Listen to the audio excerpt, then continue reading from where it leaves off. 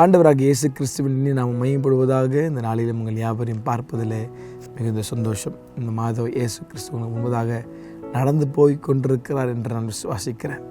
எல்லா இடத்திலும் எல்லா சூழ்நிலைகளிலும் அவரை நீங்கள் ஃப்ரண்ட்டில் விட்டு பாருங்கள். முதலாவது தேவ ராஜ்யத்தையும் இந்தியும் தேடி பாருங்கள். அவரை முன்னாடி நிறுத்தி பாருங்கள். உங்கள் வாழ்க்கையில் ஜெயம், கிருபை எல்லாம் ஆட்டோமேட்டிக்காக தொடரும் என்பதில் எந்த சந்தேகம் இல்லை. இந்த காலவெளியில் ஒரு வசனத்தை சொல்லி நம்மளை உற்சாகப்படுத்த விரும்புகிறார்.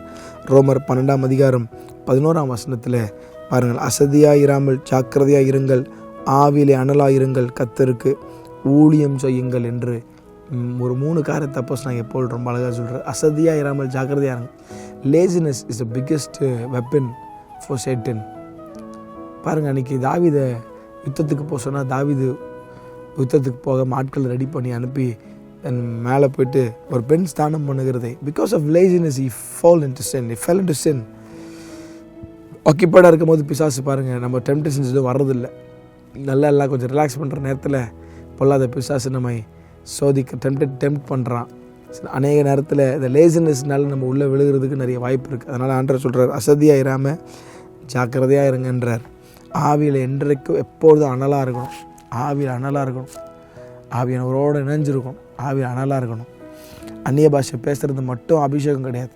It is a part of anointing. அப்போது fullest of anointing, fullest of the Holy Spirit. ஆவியில் எப்பொழுதும் அனலாக இருங்கள் என்றார் சொல்கிறார். கர்த்தருக்கு ஊழியம் செய்யுங்க. எதனா ஒரு வகையில் கர்த்தருக்கு ஊழியம் செய்யுங்க. அல்லேலூயா. வெறும் மைக் பிடிச்சி பிரசங்கம் பண்ணுறது இல்லை. இந்த மாதிரி மீடியாக்களில் பேசுகிறது மாத்திரம் இல்லை. உலகம் எங்கிலும் போய் சுவிசேஷத்தை பிரசங்கியுங்கள். அப்போ ஆண்டவர் 3 காரியம் சொல்கிறாரு. லேசியாக இருக்காத, அப்பவுமே அனலாரு, ஏதோ ஒரு வகையில் ஊழியம் செஞ்சுட்டாருன்னு சொல்கிறார். அந்த காலவெளியில் தீர்மானத்தை எடுங்கள். ஆவியானவர் உங்களுக்கு பலம் தருவார். கர்த்தர் தங்களை அவர் ஆசீர்வதிப்பாராக. ஆமென்.